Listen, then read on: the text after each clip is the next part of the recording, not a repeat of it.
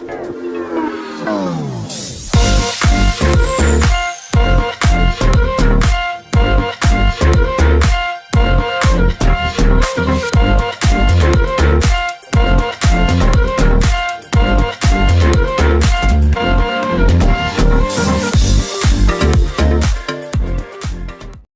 semua, salam sejahtera Malaysia.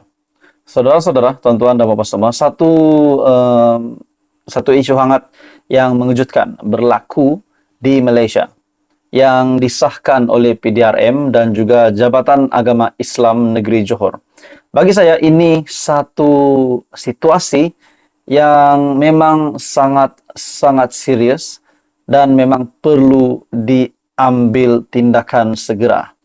Dalam satu artikel dari biharian.com, Jabatan Agama Islam Negeri Johor dan PDRM Polis Diraja Malaysia, kesan 4 lelaki hina Islam.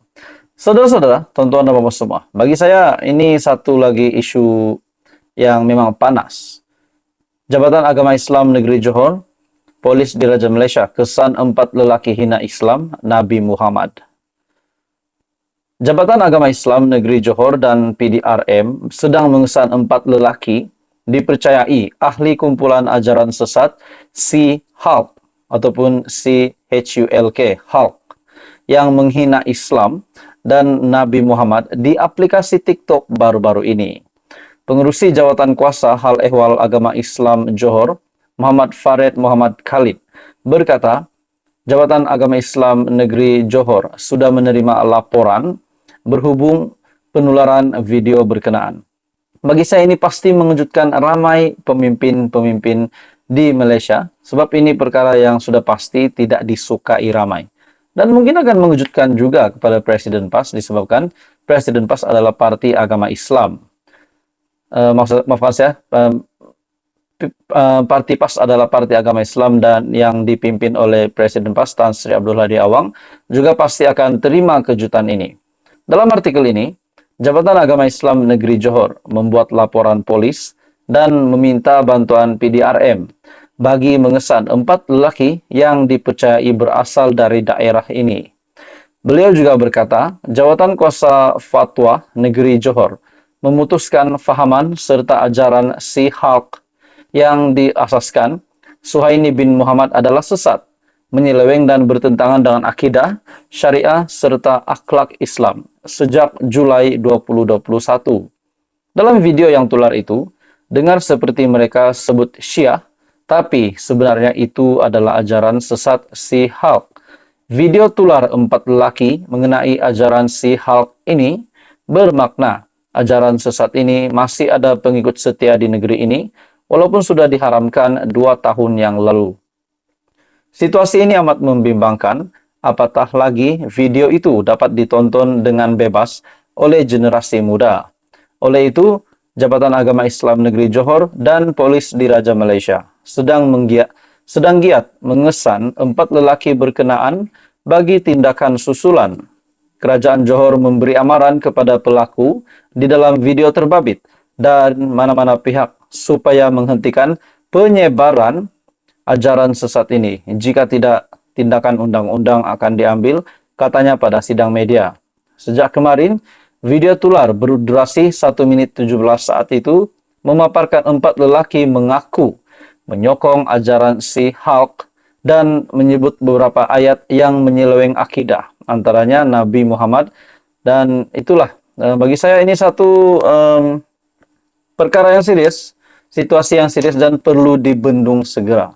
Dalam pada itu, Muhammad Farid yang juga adun Semerah berkata, sekurang-kurangnya 21 ajaran sesat dikesan di Johor, serta diletakkan dalam senarai fatwa dan warta berkaitan akidah negeri itu. Jadi tuan-tuan dan bapak semua, apa komen Anda melalui satu artikel yang sangat panas ini, di mana Jabatan Agama Islam Negeri Johor, PDRM, kesan 4 lelaki hina Islam Nabi Muhammad.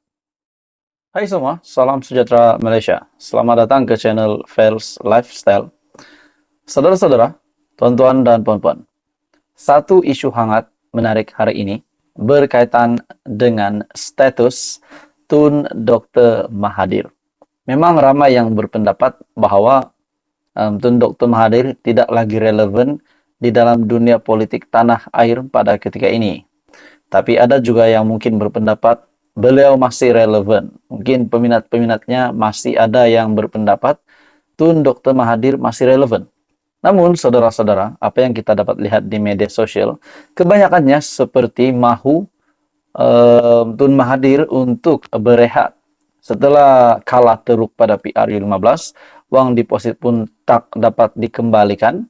Akhirnya, apa status Tun Mahathir pada ketika ini?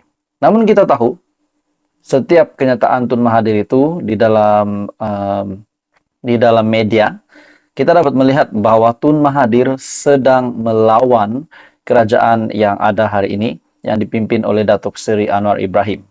Dalam satu artikel dari Malaysia Kini, Nazri cadangkan kerajaan guna akta hasutan pada Mahathir. Bekas ahli Parlimen UMNO, Nazri Abdul Aziz, menggesa tindakan di bawah akta hasutan diambil terhadap Dr. Mahathir Mohamad kerana kritikan bekas Perdana Menteri itu terhadap kerajaan. Ini pasti satu perkara yang mengejutkan. Sekiranya benar Tun Dr. Mahathir yang juga bekas Perdana Menteri akan dikenakan tindakan ini. Kata Nazri, apa yang dilakukan Mahathir sekarang jelas bertujuan untuk mengambil tindakan terhadap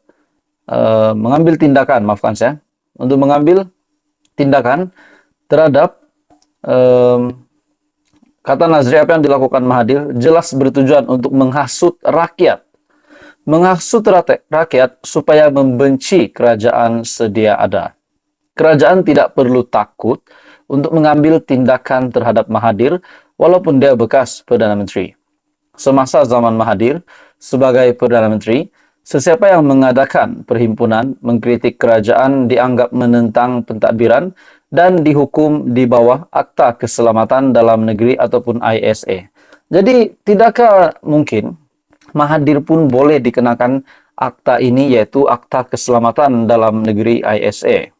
Kalau Anda tidak percayakan saya, tanya Ibrahim Ali. Katanya seperti dilaporkan Esra Awani, merujuk kepada Presiden Parti Bumi Putra Perkasa Malaysia ataupun Putra dalam artikel ini. Ibrahim adalah antara individu yang pernah ditahan di bawah ISA melalui Op Lalang yang kontroversi pada tahun 1987. Ketika itu Mahathir menjadi Perdana Menteri untuk kali pertama. Bagaimanapun, selepas lebih 35 tahun, Mahathir dan Ibrahim kini bekerja sama dalam Putra. Ibrahim menjadi presiden, manakala Mahathir pula menjadi penasihat parti itu. Nazri berkata, demikian susulan kenyataan Mahathir bahwa wujud campur tangan kerajaan di sebalik pembatalan tempahan lokasi untuk penganjuran proklamasi orang Melayu yang dirancangnya Ahad lepas.